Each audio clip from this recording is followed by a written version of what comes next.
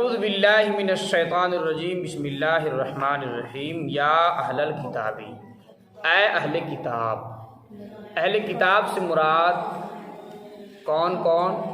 وہ قومیں جن کو آسمانی کتابیں دی گئی۔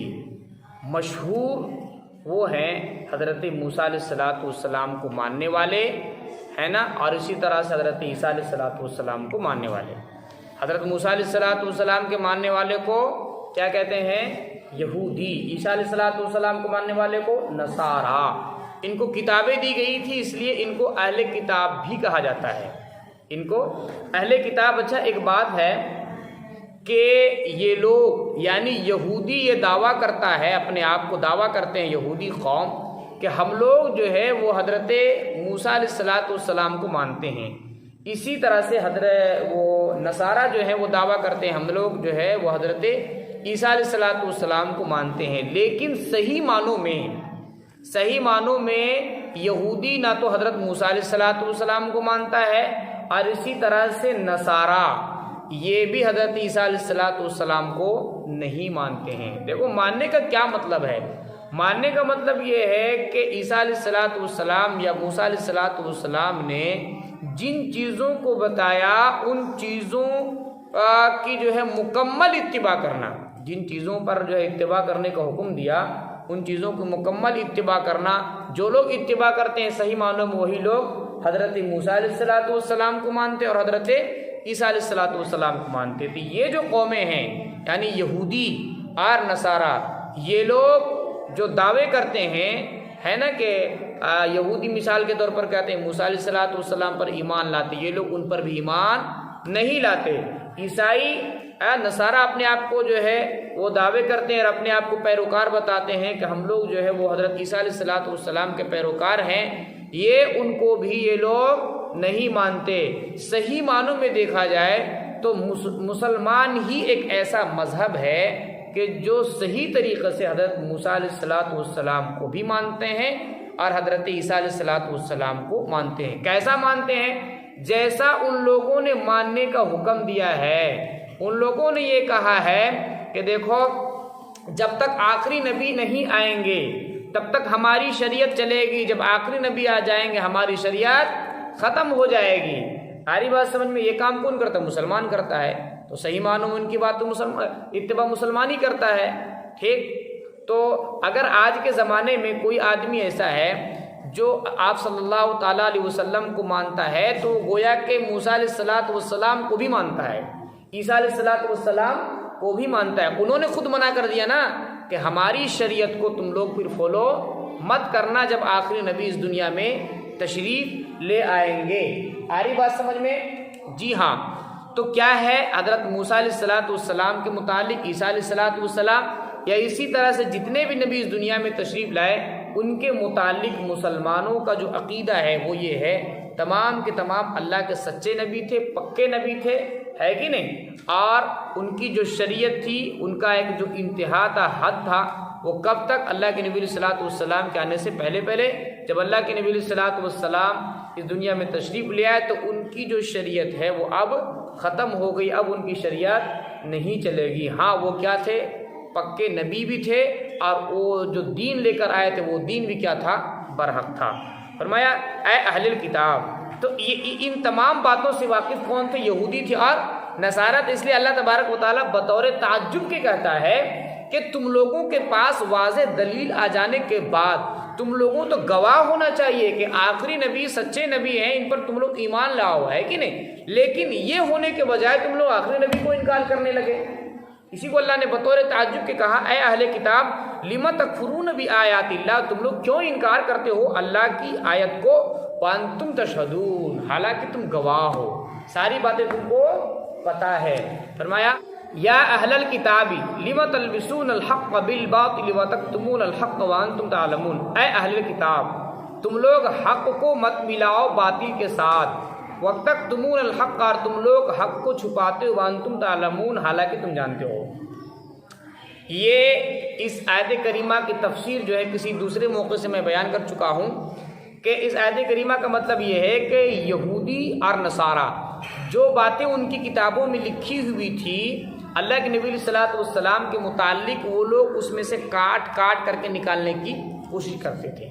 اسی طرح سے ان میں جو مالدار قسم کے لوگ تھے، تو یہودی کا عالم ہو یا نصارہ کا عالم ہو، ہے نا، تو وہ لوگ کیا کرتے تھے، مالدار لوگوں کے مطابق شریعت کو بناتے تھے، جیسا وہ لوگ کہتے تھے ویسا مسئلہ بنا کر کے پیش کر دیا کرتے تھے اور اس کو تورات اور انجیل میں لکھ دیا کرتے تھے۔ فرمایا کہ اس لیے فرمایا اے اہل کتاب، تم لوگ حق کو مت ملاؤ باطل کے ساتھ، وَتَكْتُمُونَ الْحَقَّ، اور تم لوگ حق کو چھپاتے ہو، وَأَنْتُمْ تَعْلَمُونَ، اور تم لوگ جانتے ہو۔ وَقَالَتْ طَائِفَةٌ مِّنْ أَهْلِ الْكِتَابِ، اور اہل کتاب میں سے ایک جماعت نے کہا، آمنو، تم لوگ ایمان لے آؤ۔ دیکھو یہ جو تھے یہودی ان کی تو ہر وقت کوشش یہی رہتی تھی کسی طرح سے مسلمانوں کا نام و نشان مٹا دیا جائے۔ تو وہ لوگ اپنے لوگوں سے کہتے تھے کہ دیکھو مسلمانوں سے تم یہ کہو کہ ہم لوگ جو ہے وہ تمہارے دین پر ایمان لے آئے، پھر جو ہے ان کے صفوں میں داخل ہو جانا اور دین بھر اسی طرح سے رہنا، آخر میں جب رات ہو جائے اس وقت تم لوگ جو ہے وہ ان سے الگ تھلگ ہو جانا، یعنی پھر مرتد ہو جانا، اسلام کو چھوڑ دینا۔ یہ کرنا تاکہ اس طرح سے کیا ہوگا کہ اسلام کی جو کمیاں ہیں، سب سے پہلی بات ہے کہ اسلام کے اندر کسی قسم کا کوئی کمی اللہ تبارک و تعالیٰ نے نہیں رکھی ہے۔ اللہ تبارک و تعالیٰ نے اسلام کو تمام عیبوں سے، تمام کمیوں سے بالکل پاک صاف رکھا ہے، لیکن غیر لوگ ہیں ان کا یہ جو عقیدہ ہے کہ کمیوں کی تلاش کرنے کی، تو اس لیے وہ لوگ اپنے لوگوں کو بھیجا کرتے تھے کہ تم لوگ اس طرح سے کرنا تاکہ دوسرے لوگ بھی تمہیں دیکھ کر کے جب دیکھیں گے کہ تم چونکہ اہل کتاب ہو، تم پڑھے لکھے کہلاتے ہو، ہے نا، تمہارے پاس کتابیں ہیں، اگر تم ایسا کرو گے کہ صبح کے وقت مسلمان ہوگے اور جو ہے وہ آخر وقت میں شام کو تم مرتد ہو جاؤ گے، تو لوگ سوچیں گے کہ یہ دین برحق نہیں ہے، یہ دین جھوٹا ہے۔ اس لیے تو یہ لوگ جو ہے وہ یہودیوں میں سے جو پڑھے لکھے لوگ ہیں، عالم قسم کے لوگ ہیں، یہ لوگ، ان لوگوں نے دین کو اپنایا، پھر دین کو اپنانے کے بعد ان لوگوں نے چھوڑ دیا، مرتد ہو گیا۔ اس سے صاف پتہ چلتا ہے اسلام حق پر نہیں ہے۔ اس طرح سے ان کی سازشیں تھیں، تو ان کی جو سازشیں شروع سے چلتی آ رہی ہیں اور آج بھی ہو رہی ہیں، لیکن یہ اپنی سازشوں میں ہی کیا ہے، ناکام ہیں۔ فرمایا کہ وقال طائفۃ من اہل الکتاب، کہ اہل کتاب کے ایک جماعت نے کہا، آمنو، ایمان لے آؤ، بالذی، اس پر جو نازل کیا گیا، علی الذین آمنوا، ایمان والوں پر، وجہ النہار، دن کے اول حصہ میں، وکفروا آخرہ، اور اس کے آخر حصے میں انکار کر جاؤ، کافر بن جاؤ، لعلہم یرجعون، شاید کہ وہ لوٹیں۔ یعنی جو بھولے بھالے جو مسلمان ہیں اور جو لوگ ہیں کہ تم لوگوں کو دیکھیں گے کہ پڑھے لکھے لوگ ہیں، جب ان لوگوں نے اسلام کو قبول کیا، دن بھر یہ لوگ اسلام کے اندر رہے اور آخر وقت میں لوگ کیا کر لیا، کفر کو اپنا لیا۔ اس کا مطلب یہ ہے کہ یہ لوگ تو ہم سے زیادہ جانتے ہیں، ہم سے کیا کرتے ہیں، زیادہ جانتے ہیں، یہ لوگ عالم دین ہیں، پتہ چلتا ہے کہ اسلام برحق نہیں ہے، حق پر نہیں ہے۔ اس لیے اس طرح سے ہوگا کیا، ان کی جو سازش تھی کہ اور لوگ بھی اسلام کو کیا کریں گے، چھوڑ دیں گے۔ اسی کو اللہ نے ذکر فرمایا، وَلَا تُؤْمِنُوا، اور کیا کہا کرتے تھے، کہتے وَلَا تُؤْمِنُوا، اور یقین مت کرو، إِلَّا لِمَنْ تَبِعَ دِينَكُمْ، مگر جس نے تمہارے دین کی اتباع کی، یعنی جس نے تمہارے دین کی اتباع کی، یہودیت کو جس نے اپنایا، نصارہ کہا کرتے تھے، نصارہ کو جس نے اپنایا، اسی کی باتوں کو ماننا، اور جو لوگ اس کے علاوہ ہیں، جو لوگ اس کے علاوہ باتیں کرتے ہیں، ان کی باتوں کو تم نہیں ماننا۔ اللہ نے فرما دیا، قل، تم کچھ بھی کہہ لو، تم کچھ بھی کہہ لو، ہدایت تو صرف اللہ کی جانب سے ہوتی ہے، ہدایت اللہ کی جانب سے ہوتی ہے، اللہ جسے چاہتا ہے عطا کرتا ہے۔ فرمایا، قل ان الہدی، کہہ دیجئے بے شک ہدایت اللہ کی ہدایت ہے، ان یؤتی احد مثلہ۔ اچھا، ان کا جو حسد تھا، یہ جو یہودی اور عیسائی آج بھی جو مسلمانوں سے حسد کرتے ہیں، وجہ کیا تھا، اللہ نے بیان کیا کہ کیوں حسد کرتے ہو، آخر وجہ کیا ہے۔ وجہ کیا یہ ہے کہ تم کو اس سے پہلے بہترین امت کہا گیا تھا، یہودیوں کا، عیسائیوں کو، اب جو ہے بہترین امت آخری نبی حضرت محمد رسول اللہ صلی اللہ تعالیٰ علیہ وسلم کے ماننے والوں کو کہا گیا ہے نا، تم سے بہتر دین ان کو دیا گیا، اس وجہ سے، یا پھر اس وجہ سے کہ پہلے کیا ہوتا تھا کہ جب اسلام اس دنیا میں نہیں آیا تھا تو اس وقت تم ہی غالب رہتے تھے تمام قوموں پر، تمام لوگوں پر، دنیا کے لوگوں پر۔ اب جو ہے مسلمان غالب رہیں گے تمام لوگوں پر، حتیٰ کہ تم پر بھی۔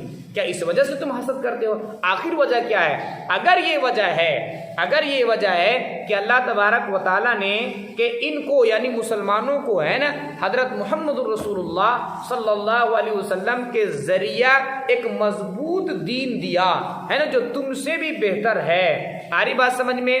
یا پھر یہ ہے کہ یہ جو ہے آخری نبی کو جو ماننے والے مسلمان ہیں تم پر ہمیشہ ہمیشہ رہیں گے، غالب رہیں گے، تو سمجھو یہ اللہ کی جانب سے ایک عطا ہے، اور اللہ تبارک و تعالیٰ جسے چاہتا ہے اسے عطا کرتا ہے۔ اگر تم بھی اسے لینا چاہتے ہو تو اسلام کو اپنا لو۔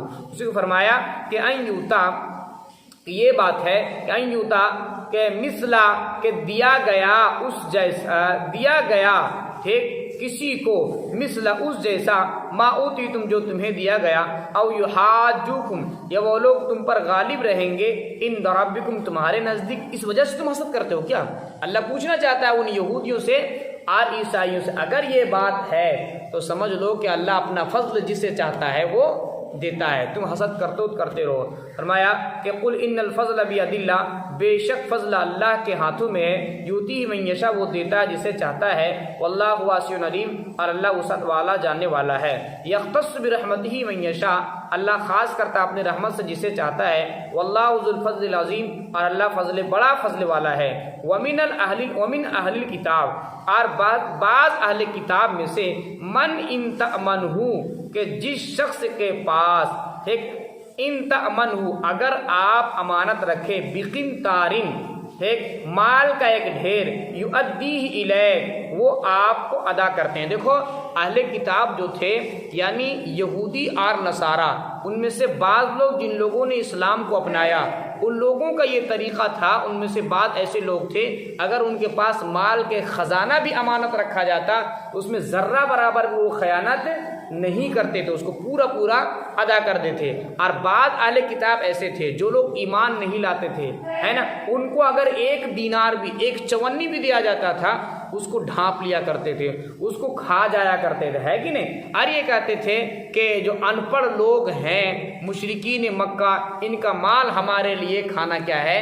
جائز ہے۔ اللہ تبارک و تعالیٰ نے اس کی تردید فرمائی کہ مال کسی کا بھی ہو کسی کو کھانا جائز نہیں ہے۔ اسی کو فرمایا دیکھو ومن اہل کتاب اور اہل کتاب میں سے بعض وہ لوگ ہیں من ان تأمنہ جس کے پاس اگر آپ امانت رکھیں بقنطارہم دولت کا ایک ڈھیر، یؤدیہ وہ آپ کے پاس ادا کرتے ہیں، ومن ان تأمنہ ٹھیک یہاں مسلمانوں کا ذکر ہے جو یہودی تھے پہلے اور بعد مسلمانوں میں تھے، اور ان میں سے بعض وہ ہیں من ان تأمنہ جس کے پاس اگر آپ امانت رکھیں بدینار ایک دینار، لا یؤدیہ تو وہ اس کو آپ کے پاس ادا نہ کرے، الا ما دمت علیہ قائمہ ہاں مگر جب تک آپ ان کے پاس کھڑے رہے، ان کے سروں پر رہے، ہمیشہ تقاضا کرتے رہے، تبھی وہ لوگ ادا کریں گے ورنہ وہ لوگ ادا نہیں کریں گے۔ فرمایا ذالک بانہم یہ اس وجہ سے قالوا انہوں نے کہا لیس علینا ہم پر کوئی گناہ نہیں ہے فی الامیین ایک ان پڑھوں کے بارے میں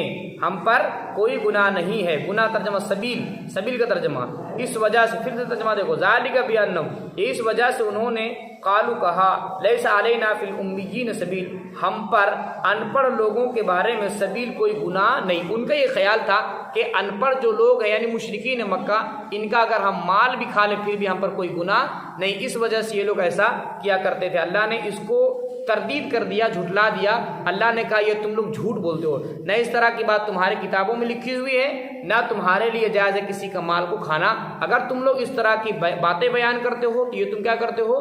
جھوٹ بولتے ہو۔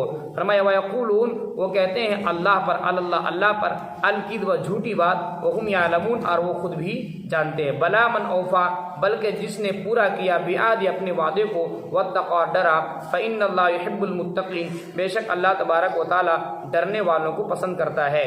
ان الذین یشترون بعہد اللہ بے شک جو لوگ خریدتے ہیں بعہد اللہ اللہ کے وعدے کو، وایمانہم اور ان کے قسموں کو، ٹھیک ثمنا قلیلا تھوڑی سی قیمت کے بدلے، یہی لوگ ہیں لا خلاق لہم فی الآخرہ ان کا آخرت میں کوئی حصہ نہیں، ولا یکلمہم اللہ اور نہ اللہ ان سے بات کرے گا، ولا ینظر الیہم یوم القیامہ اور نہ ان کی طرف دیکھے گا، ولا یزکیہم اور نہ ان کو پاک کرے گا، ولہم عذاب علیم اور ان کے لیے دردناک عذاب ہے۔